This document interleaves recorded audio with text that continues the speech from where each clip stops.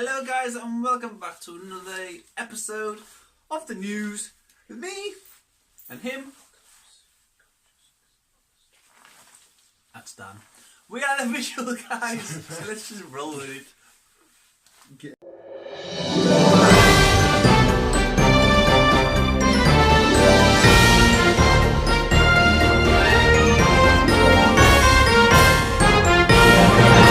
You might as well just stay in shot, Chris. We've seen you sneaking off, you know what I mean? Okay. I shouldn't start with shit like that because I will forget what it is. Right, Chris has got this. This could potentially be the award for the most weird topics he's found. He's got my eyes, not necessarily my eyes. Cockroach, sex pest. Yes, object. Just says object and bird apocalypse. Fucking score. Come on, then, Chris. Here's with the first one. Okay. A huge white shape, object, was hiding in the clouds of Colombia, unaware to what it was. A cloud. But eyewitnesses started getting scary. The bright white object was, like I said, it was hiding behind the clouds. People were starting to freak out, saying like, what is it? Where's it come from? A few people were saying, is it something to do with aliens? A few people were saying, is it something to do with the government? What are they up to? But to me, it just looks like there's the sun behind some clouds. They're just obviously a bit whiter than usual. But people started going ballistic over it in Colombia because there was a white object in the sky. But again, it was probably just the sun, the way it thingied. Reflected, that's the word I was looking for. So yeah. Oh wait, so do we not know what it is yet? No. It is just the sun. It probably was just the sun, but looking at the picture, it looks like the sun, just reflecting differently than usual. But like I said, people in Colombia think it's either an alien or the government. But yeah. Because the government hides in the sky.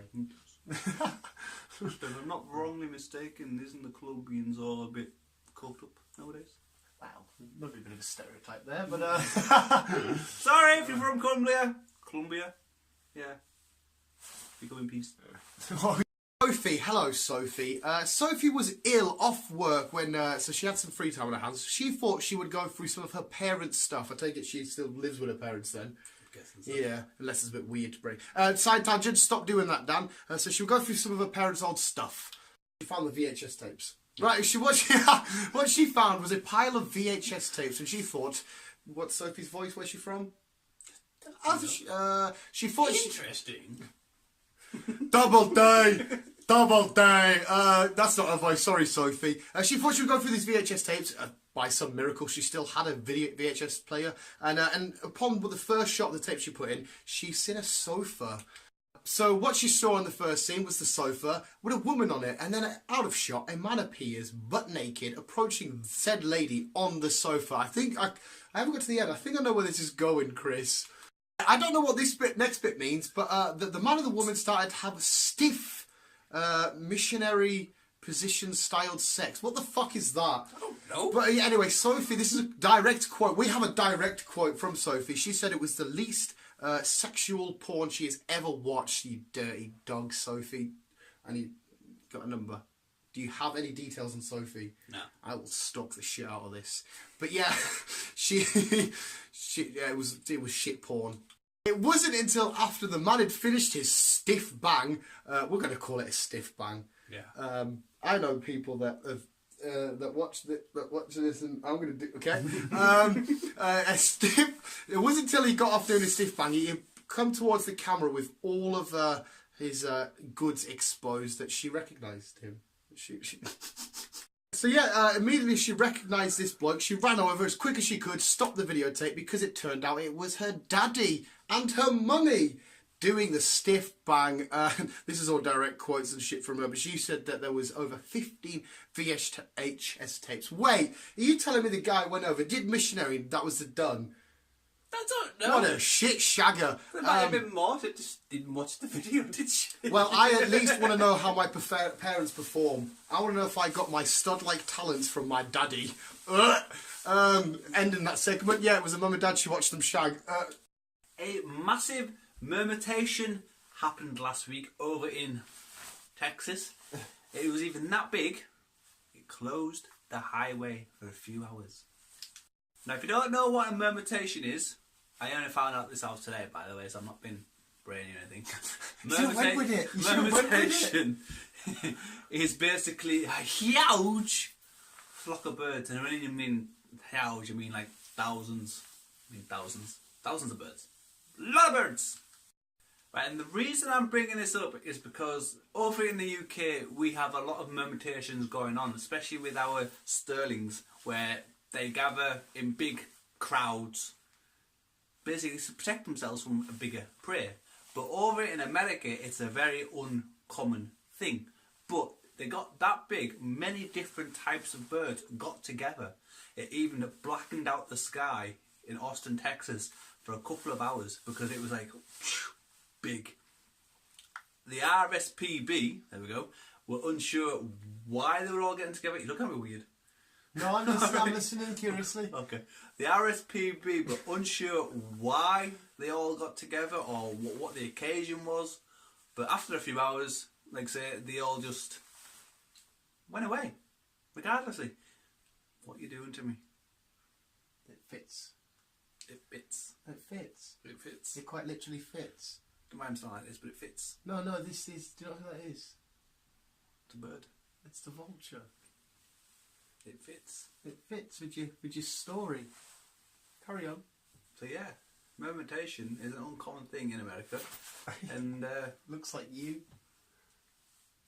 Yeah.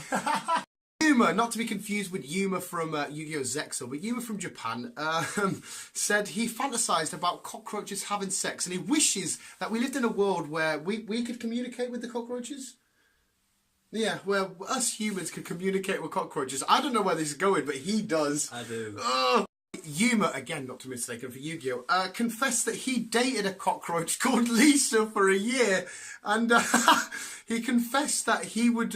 I'm paraphrasing here because Chris, the way he's got it written, the whole story's fucked up. But he confessed that he wanted to be a cockroach himself and have sex with Lisa. Or Lisa would become life-size and then turn to a human. So either way, so he wasn't completely mental. He wouldn't mind if Cockroach the Lisa was a human. Wait, so when he shrinks down, does he turn into a cockroach as well? Is he a small guy having? I don't know. Fucking a cockroach. I didn't even thought that far ahead. We're not even finished. No. He also went on to say that no human girl was as hot, sexy, or beautiful as Lisa. The cockroach. I've just realised we did Cockroach not long ago as well, didn't we? Fuck. And I've lost where I'm at now. And this is weird. Where are we at, Chris? Basically, no human girl is as hot as Lisa. As hot as Lisa. The cockroach. And, and I quote, this is Chris's writing, they were 100% serious about each other. I'm glad that he got confirmation from Lisa that she was 100% serious about him. How do you define a girl and a male cockroach? I don't know. Do they? There's still a bit more to the story. I need to read this because Chris's handwriting's too neat. Yuma and Lisa didn't have a happier ever after because after some events and some time dating, Lisa passed away. And Yuma ate her. This is real shit. Oh, yes, apart from parents banging, it's time for the sports and weather, where this week we are going to the world's greatest football collision you'll ever see. And then the weather, it's cold. Could you confirm it's cold? It's fucking freezing. It's cold, but this one dog seems to be too hot, and it's found a way to cool down during this cold period, even though it's cold. It's just a really cool dog. You ready? Ready. Do some Doctor Who shit. I don't know Doctor Who. That's fucking like Doctor Who. I don't watch Doctor Who. Exterminate. Fuck. Sports. Yeah. Whatever. Fuck you.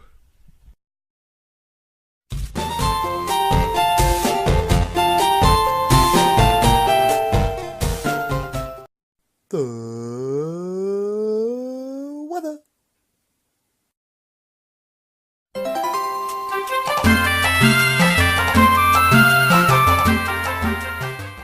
Go, Web, go! No.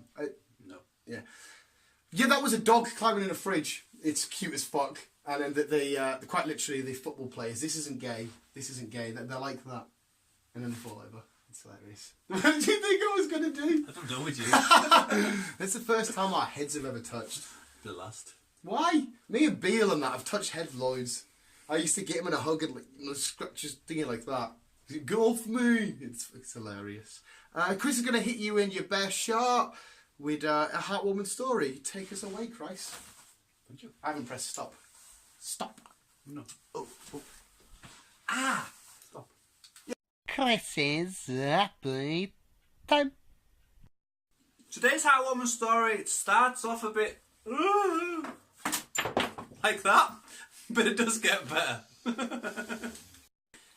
3-year-old Casey was at his grandparents' house with a couple of his friends, just having a laugh, playing about as always, what kids do. And then all of a sudden, Casey decided to go for a little wander into the woods by himself.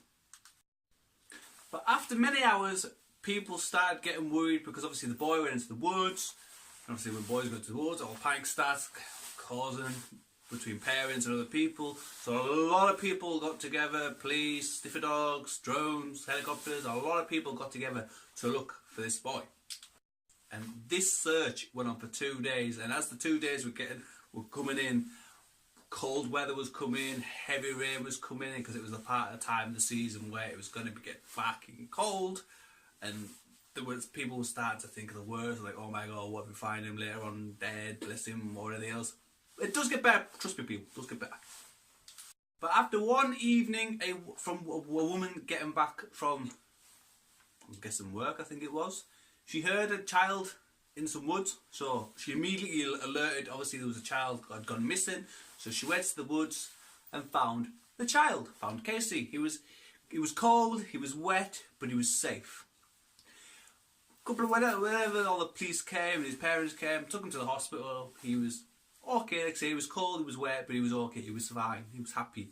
But when they asked him where he had been for the past 2 days, because obviously they searched that area, he said he found a little friend. Yeah, he found a friend, and this little friend was a bear. A bear. He said he'd seen Baloo the bear, so he followed him to the cave and just chilled out with him. As he quoted, they hung about in the cave. So yeah, he was hanging about with a bear, thinking it was Baloo from the Jungle Book.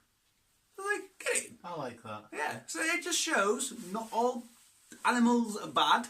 We don't recommend approaching bears though. No, we don't recommend you go find a bear and go, hi Baloo, and yeah. But we're just saying, recommend not all animals are bad. It's just, I think it's just an adult cub instinct when you see a little baby cub and he takes his bear and takes him to the woods, hibernate. I think it feels like that kind of mother instinct that why he didn't attack because it was a little boy. But there you go. Bears can protect you as well as eat you. A dance, hopping, hunting. That is absolutely lovely and beautiful and adorable. That is weird though, because my drunken moment right now It's a bear. is a bear. Yeah. I partied with a bear, but I had to leave this bear. Is this like- Baloo the bear? No, this is fucking Nutcase the bear, because we're sat having a fucking beautiful What do time. you call that bear? It used to steal the food from the woods. What? What? It was a TV. It was a cartoon. A cartoon about a bear? Yeah. You used to steal picnic. You used to steal picnic baskets. Oh shit! I know exactly who you're on about. Didn't they do a film of it? I think so. Fuck! I know exactly who you're on about though. Exactly what you're on about. Fuck a doodle doink. Yeah, okay. Well, yeah, sidetrack. Yeah, this was a bear, and it was all a bit. Yeah, it was fine. It was happy at first. In fact, your mate could have been there, your little mate from the story. But we all were absolutely fine, having the time of our lives. And he got one too many and ended up whapping out a fucking lightsaber. Yeah, this shit is happening.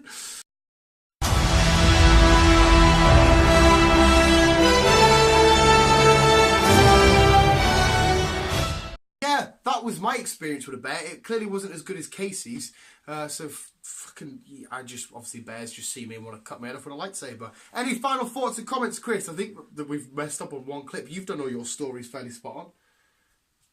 No, we've been professionals today, people. Yeah.